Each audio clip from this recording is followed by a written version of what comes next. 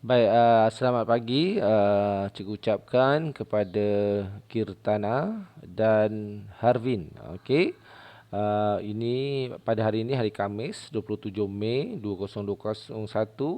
PDPR kita diteruskan lagi. Kalau ikutkan pada jadual, hari ini adalah hari yang last sebelum kita minggu depan start bercuti cuti sekolah. Jadi PDPR kita pada hari ini pendidikan moral. Tadi cikgu dah sediakan video, rakaman video untuk kelas 4C. Hari ini yang ini pula cikgu sediakan video, rakaman video untuk kelas 6G dan 6C. Cikgu fikirkan cikgu buat rakaman video lah. Pada peringkat awal cikgu nak buat Google Meet, tapi cikgu buat rakaman video. Okey, masa kita ialah pukul 9 hingga pukul 10 pagi. Cikgu akan bagi tugasan dan sedikit penerangan tutorial tentang tajuk pendidikan moral kita berkaitan dengan hari itu ialah unit 5 iaitu unit 5 kita masih lagi iaitu berkenaan dengan berhemah tinggi budaya kita, iaitu bagaimana kita menguruskan atau kita berurusan bila kita pergi ke pejabat-pejabat kerajaan, kita pergi pejabat pos, bagaimana kita nak attend bila kita pergi kedai buku dan sebagainya. Jadi kita cikgu dah ajar dan terangkan tentang bagaimana kita tata cara kita nak berurusan apabila kita berada di tempat-tempat tersebut. Jadi hari ini cikgu nak kamu bersedia dengan buku teks, iaitu buku teks ni awak boleh buka muka surat 45 45 Hervin dan Kirtana, muka surat 45 muka surat 45 kamu lihat tajuknya ialah amalkan ungkapan bersopan. Amalkan ungkapan bersopan, iaitu dalam gambar ajar itu nyatakan berdasarkan situasi yang diberikan, lengkapkan dialog dengan ungkapan yang bersopan dan lakonkan. Tapi tak perlu lakon, kalau nak lakonkan lagi baik. Di rumah bolehlah hantar lakonan awak tu pada cikgu. Tapi tak apa, kalau kita lihat kat sini ialah bagaimana kita nak amalkan ungkapan bersopan. Pertama, ungkapan bersopan yang boleh digunakan adalah seperti kita sentiasa perlu mulakan dengan memberi salam. Memberi salam. Kalau bagi murid yang beragama Islam, sudah pastilah kita memberi Assalamualaikum.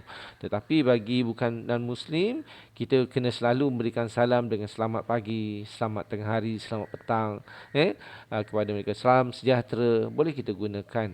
Sentiasa mulakan dengan memberi salam dahulu. Kemudian gunakan panggilan yang sesuai. Kalau misalnya kita berurusan dengan pegawai di kaunter, pejabat dan sebagainya, kita gunakan perkataan encik, encik, tuan dan sebagainya. Kalau kita jumpa pula dengan mungkin pelanggan yang lain, kita boleh sebut makcik, pakcik, abang, kakak atau sebagainya. Sebagai kita menghormati, dengan kita panggilan yang menghormati, kita tak boleh gunakan panggilan-panggilan yang tidak sopan. Contohnya apa panggilan yang tak sopan tu, engkau. Macam kau, tu tak boleh lah.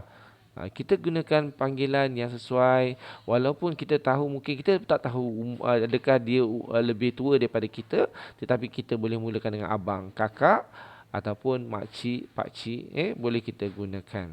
Okey, mulakan dengan gunakan bahasa yang ungkapan yang bersopan seperti bolehkah saya bertanya, bolehkah, tolong ambilkan, kita kena gunakan bahasa-bahasa seperti boleh saya bertanya, boleh saya tumpang bertanya, itu kita gunakan laras bahasa begitu, ataupun kalau maafkan saya, boleh saya bertanya, kalau kita tidak faham.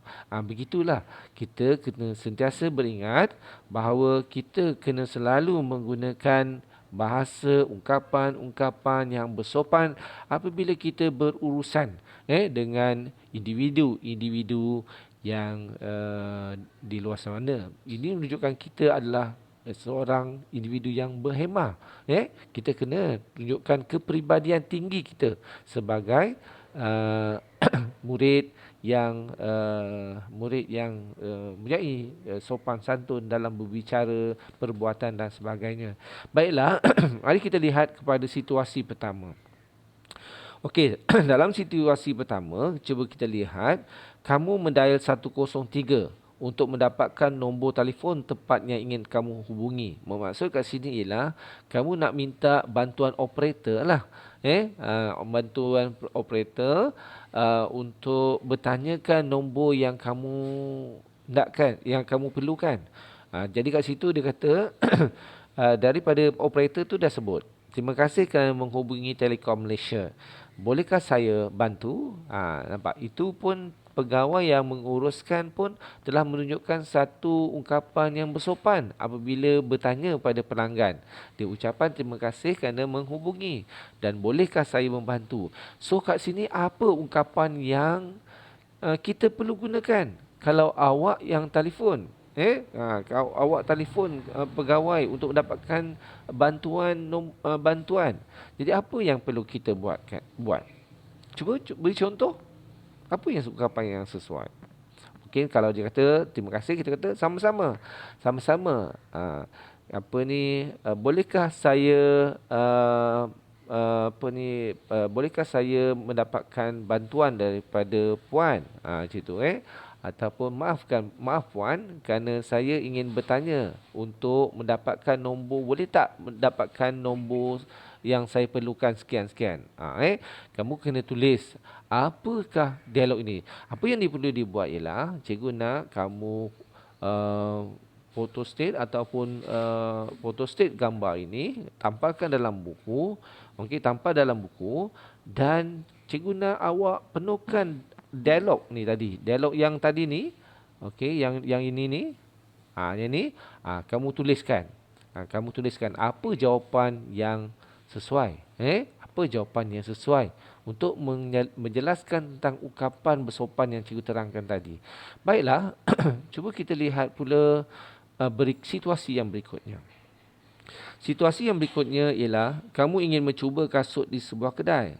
Okey, di sebuah kedai di sebuah pasaraya ataupun shopping komplek. Okey, jadi apa yang kamu nak ungkapkan kepada jurujual yang ada kat situ? Kerana kamu nak mencuba kasut. Cuba kasut kat situ. Kita kena minta izin. Kita bukan boleh sarung-sarung saja macam tu. Kita minta izin. Kakak ke atau puan ke, kakak, bolehkah saya mencuba kasut ini? Contohnya, ataupun kataan, maafkan saya kakak, boleh tak saya mencuba kasut yang ini? Macam itu. Itu contohlah, contoh. Tapi kamu kena buat sendiri. Macam mana kamu nak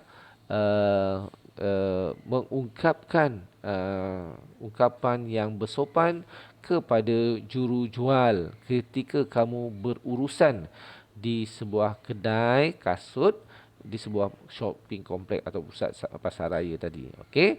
Situasi ketiga pula, kata dia, kamu berada di sebuah restoran. Makanan yang kamu pesan lambat tiba. Apa yang perlu dibuat? Adakah kita menggunakan kata, kakak, saya tak dapat, ataupun saya tak dapat lagi lah makanan, kenapa lambat sangat ni? Adakah kita nak gunakan bahasa yang begitu? Okey, kita mungkin boleh gunakan maaf cik, maaf cik, makanan yang saya pesan tadi masih belum sampai. Okey, mungkin kita boleh buat begitu.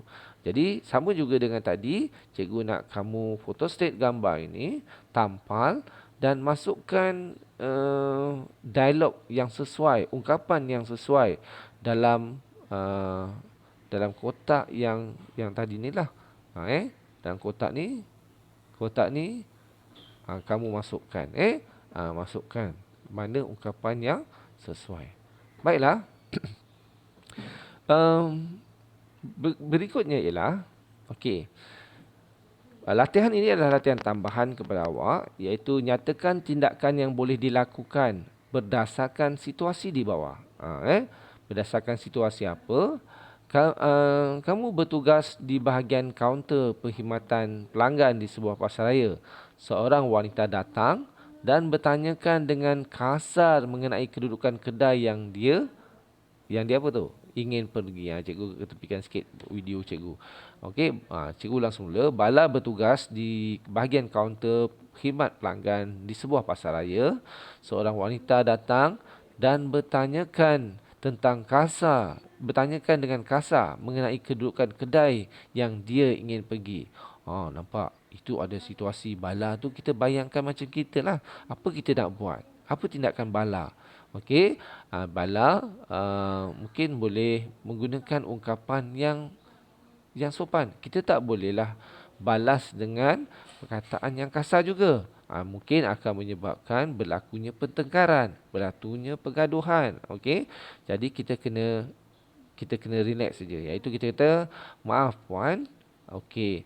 Kedai yang puan maksudkan tadi itu berada di paras mana? Maksudnya kita balas, tindakan balas ialah dengan mengungkapkan ungkapan yang sopan bagi mengelakkan berlakunya pergaduhan, dan bala boleh menerangkan lokasi atau tempat kedudukan kedai yang wanita tersebut hendak pergi. Kita kena begitulah. Kemudian dalam situasi yang kedua, Sarimah membuka sebuah kedai runcit. Seorang pelanggan telah datang ke kedainya dan membeli barang-barang keperluan harian. Pelanggan itu baru pertama kali membeli barang di kedai runcit Sarimah. Apa nak buat? Okey, telah datang ke kedainya dan membeli barang-barang keperluan harian. Pelanggan itu baru pertama kali. Boleh kita cakap, mungkin kita kata, selamat pagi, Encik. Encik, apakah yang boleh saya bantu? Macam itulah. Apakah yang boleh saya bantu? Iaitu kat sini tindakan Sarimah mungkin boleh bertanyakan apakah bantuan yang diperlukan oleh pelanggan itu, untuk mencari barang. Mungkin dia belum pertama kali kan beli barang kat kedai Sarimah. Jadi mungkin dia tak tahu kat mana kedudukan barang, apakah barang yang diperlukan. Kat situ adalah contoh tindakan Sarimah. Cikgu nak awak tuliskanlah pada peringkat kosong tu. Dan ada lagi soalan ini, iaitu Wang Kani bersama keluarganya berada di sebuah restoran. Mereka telah memesan makanan daripada seorang pelayan. Namun, makanan yang dipesan oleh mereka lambat tiba. Apa tindakan Wang Kani? Apa yang perlu dibuat? Okey, mungkin Wang Kani boleh buat teguran. Tetapi membuat teguran secara bersopan. Teguran secara bersopan dan bertanyakan makanan yang dipesan tu tadi. Dapatkan penjelasan dapatkan penjelasan daripada pelayan restoran tu tentang pesanan yang kamu buat. Contohnya lah. Kemudian yang keempat, yang terakhir, Shanti dan rakannya, Maria, ingin beli baju di sebuah kedai baju. Tetapi Maria ingin mencuba beberapa helai baju yang ingin dibeli. Sedangkan peraturan untuk mencuba pakaiannya hanya terhad untuk 3 kali percubaan. Apa kita nak gunakan ungkapannya? Mungkin kita berkata, maaf puan, saya mohon izin untuk mencuba pakaian yang saya ingin beli ini. Boleh tak saya mencuba saiz pakaian ini untuk kali keberapa? Mungkin macam itulah. Jadi itu cikgu, tapi cikgu nak awak sendiri buat berdasarkan pemahaman awak tentang ini. Jadi lengkapkan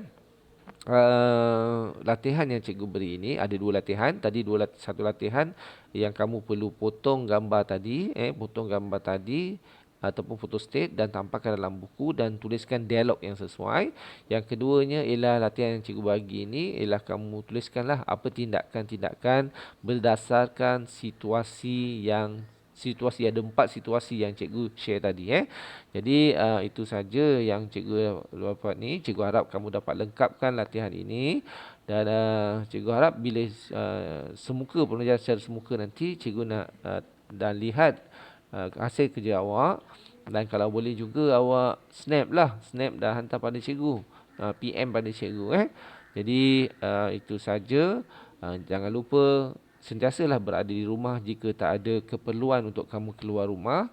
Jaga keselamatan, jaga kesihatan, scrub cuci tangan, sentiasa pakai face mask apabila kita keluar dari rumah. dan banyakkan minum air. Dapat laporan kat sini ialah kita kena selalu minum air. 15 minit kita kena minum air. 15 minit kita kena minum air. Kerana salah satunya ialah kita dapat mencuci. Mungkin adalah kekotoran atau virus yang masuk dalam badan kita. So kita kena pastikan perkara tersebut. Jadi itu saja. Jumpa di lain kali untuk pelajaran mungkin secara rakaman lagi ataupun Google Meet. Jadi itu saja. Jumpa lagi. Selamat pagi. Bye.